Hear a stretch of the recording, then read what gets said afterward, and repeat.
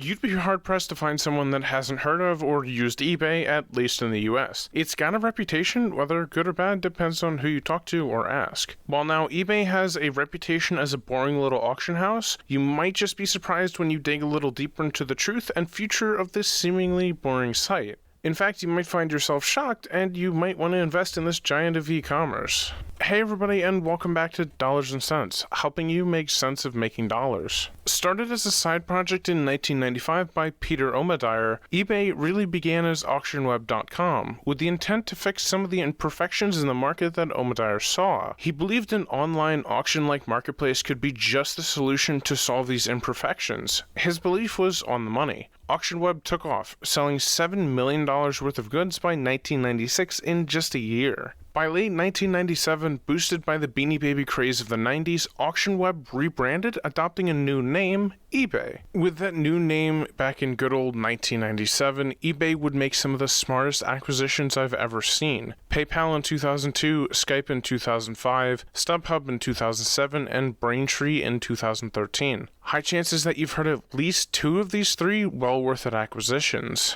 Even with all these acquisitions though, eBay remained on its own an innovative competitor in the e-commerce space, standing at the forefront of online markets where anyone could buy and sell. And talking of buying and selling, may I interest you in a proposition? It's a deal you can't refuse. If you like the content on my channel and want to enjoy these videos in the future, all you have to do is smash that like button and subscribe for more videos. We can work out the details on my Discord, link in the description below. As you take time to mull over what could be the deal of the century, let's take a deeper look at eBay's finances. Starting off, eBay has a market cap of $38 billion and an incredible PE of just 6.7. Its profit margin is also pretty incredible, standing about 53%. On top of that, eBay's dividend is 1.16% to boot. eBay's revenue growth over the last 5 years, seen here, is certainly growing, as evidenced by its 2015 revenue of $8.59 billion to eBay's $10.71 billion in 2020. Despite all those good numbers, eBay's cash on hand is actually down, originally standing at $6.18 billion and falling to $3.8 billion. This is not to say that this fall is necessarily bad. Note that some companies use cash on hand to pay debts or make smart acquisitions.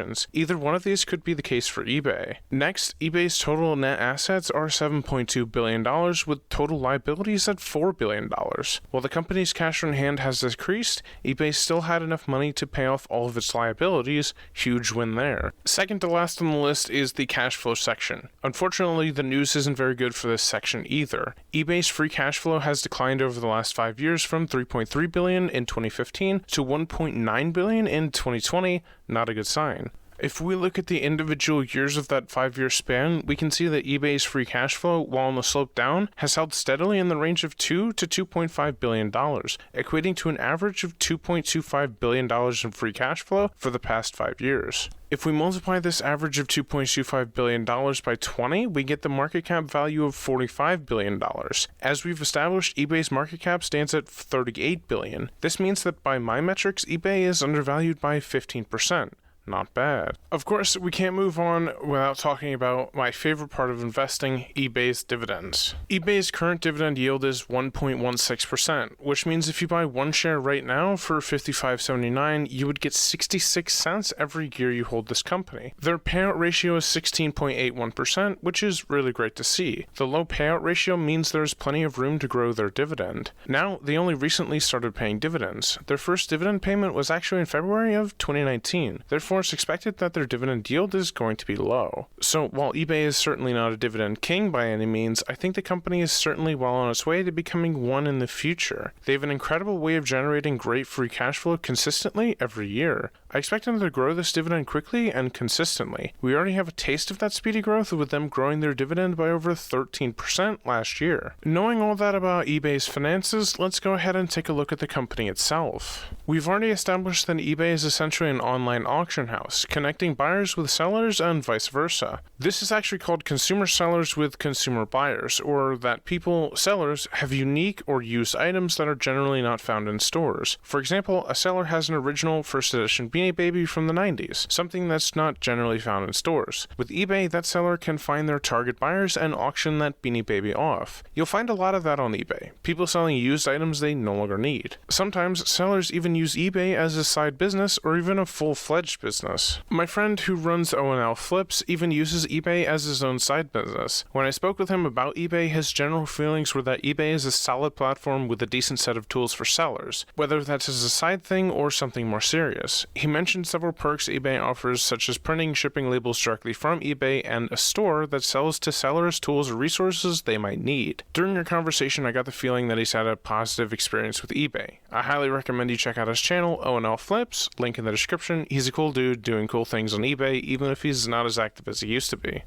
Recently, eBay acquired a new CEO, a familiar face in fact. Before being appointed as the new CEO of eBay, Jamie Iannone worked various jobs at eBay for a few years, before ultimately leaving to work as head of digital products for Barnes & Noble, where he oversaw the Nook and more. After he left this job to become the COO of Walmart e-commerce and lead Walmart's digital transformation, he later took control of SamsClub.com as CEO and grew the site of Walmart tremendously. Under him, SamsClub.com posted its best digital sales numbers and membership renewals for 2020. Now he's heading eBay as its newest CEO. While Iannone is a good CEO with a solid track record, by no means do I think of him as a visionary. There are others, in my opinion, I'd love to see run eBay, but it's a significant upgrade from the last guy. Sometimes it feels like investors only choose to invest in companies where CEOs are visionaries that want to disrupt the spaces in which they operate, a sort of disruption investing style, you could say. This mentality may have stemmed from the investor star Cathie Wood, but who's really to say? Iannone, I believe, while not a visionary, is still ultimately a good fit for eBay. Sometimes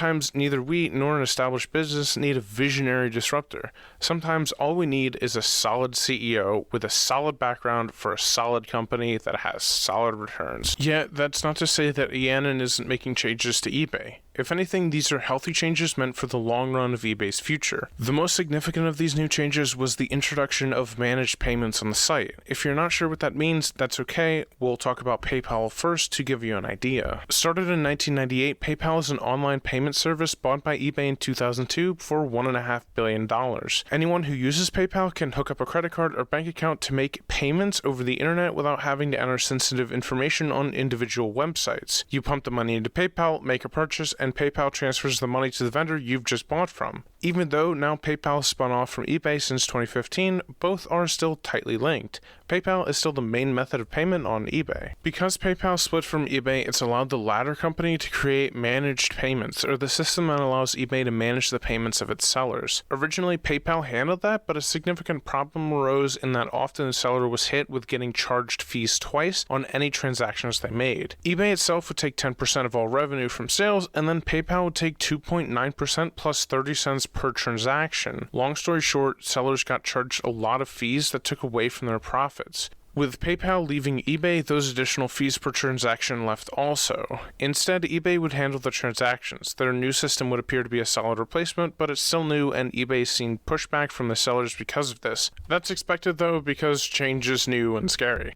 Other changes, though, are also happening at eBay. For example, items over certain amounts, such as shoes priced over $100 or watches over $2,000, will have to be authenticated. While eBay has long since strongly dealt with this and squashed the issues of scammers and unsavory folks, this is just another way eBay has added even more protection from them. Another example of this is the integration of UPS, where sellers can offer discounts on shipping rates. Honestly, I think these changes are going to both better seller and buyer in the long run, which will ultimately improve eBay as a whole. There's a lot of talk online saying eBay is dying, that it's already dead, or that the platform is slowly destroying itself. Really, this is misleading. eBay has a clear understanding of its purpose and its service to provide a platform for sellers to sell their items, secondhand or not, and for buyers to buy those items. But I can see where these people are coming from. First of all, some evidence to back these claims comes in the fact that eBay's revenue used to be a lot higher in previous years. Some more claims from sellers state that the new changes are the worst eBay's ever made.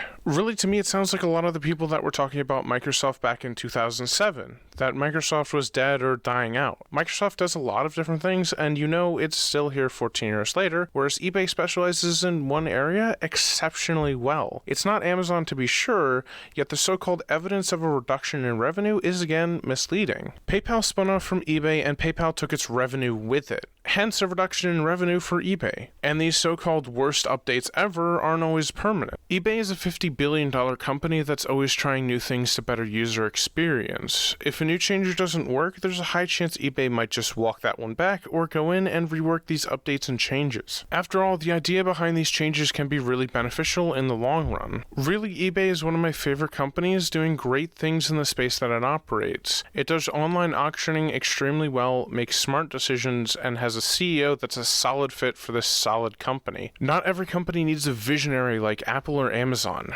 Great things are happening for eBay, and I'm excited to see the new things that will happen. While eBay may be trading at a discount on the stock market, I think right now I'm going to wait and see shares pull back just a little bit more before investing my money. Those dividends are, while not the best in the West, consistent and will no doubt be consistent moving forward. Sometimes the best companies are the businesses just like eBay, the ones that are doing just fine, and sometimes they offer the best value. Thank you everyone so much for watching this video. Let me know what your thoughts and experiences are about eBay in the comments below.